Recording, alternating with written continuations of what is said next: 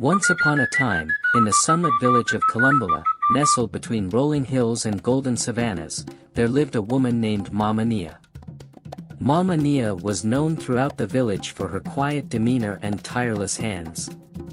From the break of dawn to the setting sun, she worked, cooking, cleaning, mending clothes, and tending to her small vegetable garden. She never complained, not even when her back ached or her hands grew rough.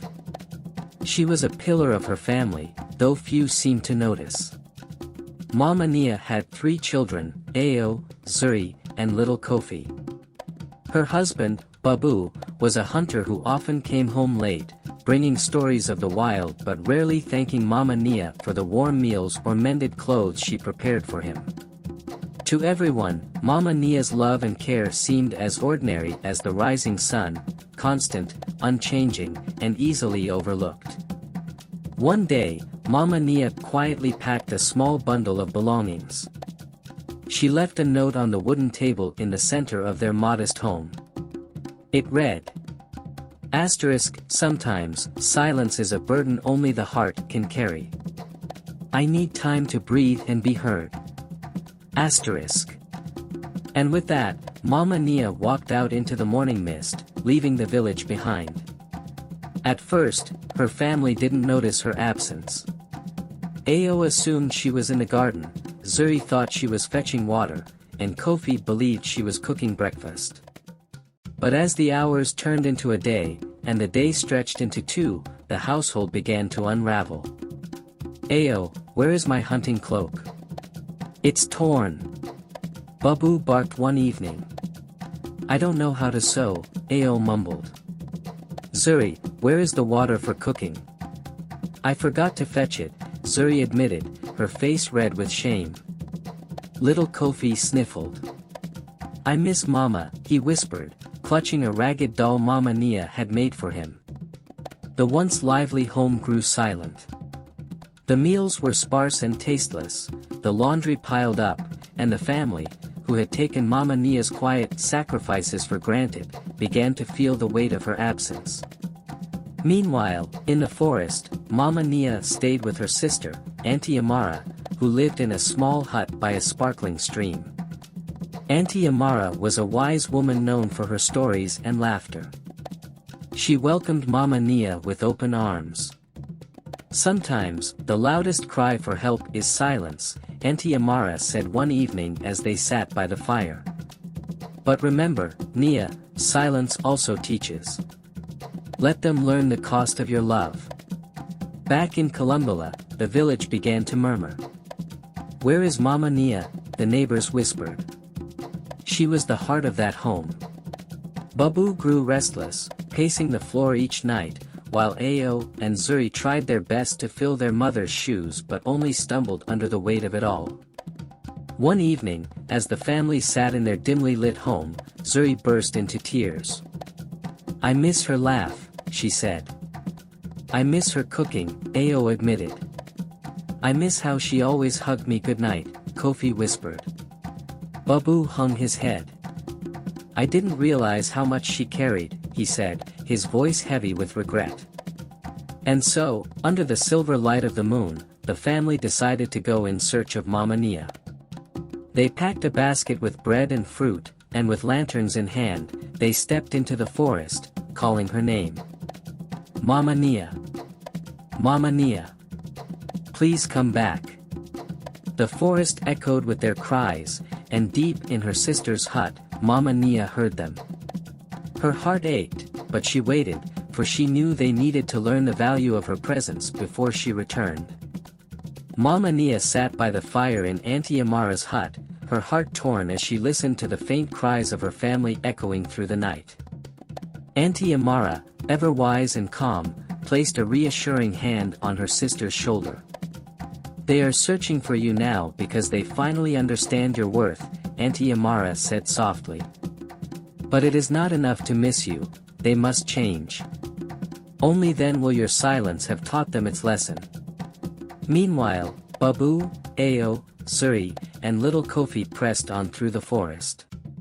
The night was alive with sounds, the distant howl of a jackal, the rustling of leaves, and the steady chirping of crickets.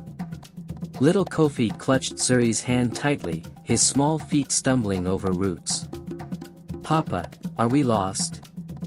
Ao asked nervously, glancing around at the towering trees that seemed to close in on them. Babu sighed deeply, holding up the lantern. "No, my boy. We are not lost. We are finding our way." As they trudged forward, they stumbled upon a small clearing bathed in moonlight. In the center stood a tall baobab tree, its wide trunk adorned with symbols carved long ago by travelers seeking wisdom. Beneath the tree sat an old man wrapped in a colorful kitenge, a staff in his hand and a knowing smile on his face. "Greetings, travelers," the old man said in a voice that was both gentle and powerful. "What brings you deep into the forest on a night like this?" Babu stepped forward, his voice hesitant. "We are searching for someone, my wife, Mama Nia. She left because we didn't see her. We didn't appreciate her." His voice faltered, and he lowered his gaze. The old man tapped his staff on the ground, his eyes twinkling. "Ah, the cost of silence," he murmured. "Tell me, what have you learned in her absence?" Ao spoke up, his voice trembling. "I learned that Mama worked so hard for us, and we never thanked her. I miss her cooking and the stories she told at night." Zuri added, her eyes brimming with tears, "I didn't realize how much she loved us. She always smiled, even when she was tired. I want to tell her I'm sorry." Little Kofi, his voice small but steady, said, "I just want her to hug me again." The old man listened, his expression kind. Then he turned to Babu. "And you, father of this family? What have you learned?" Babu swallowed hard. "I learned that I took her for granted. I thought her love was endless and her strength unshakable. But now I see, love is not something we should expect without giving it in return. I need to show her I value her, not just with words, but with my actions." The old man nodded approvingly. "You speak the truth, but words and intentions are only the beginning. If you truly wish to bring Mama Nia back, you must prove that her silence has been heard." He pointed his staff toward a narrow path winding deeper into the forest. "Follow this trail, and you will find what you seek. But remember, the journey is not just of the feet, it is of the heart." With that, the old man faded into the shadows, leaving the family both awed and determined. They followed the path, their lantern casting flickering light on the forest floor. As the first light of dawn crept over the horizon, the trail opened into another clearing. There, by a bubbling stream, stood a small hut. Smoke curled from its chimney, and the aroma of roasting maize filled the air. "Mama!" Kofi cried, breaking into a run. The door to the hut opened, and there she was, Mama Nia, her face soft with surprise and her eyes glistening with unshed tears. "Mama!" Zuri and Ao shouted, rushing to embrace her. Babu stood back for a moment, his heart heavy with gratitude and regret. When they had all gathered around her, Babu stepped forward. He knelt before her, his voice steady but full of emotion. "Mama Nia, we came to bring you home. We have been blind to all that you gave us, and we are sorry. Please, let us show you that we have changed." Mama Nia looked at her family, their faces hopeful and full of love. She smiled, her heart swelling.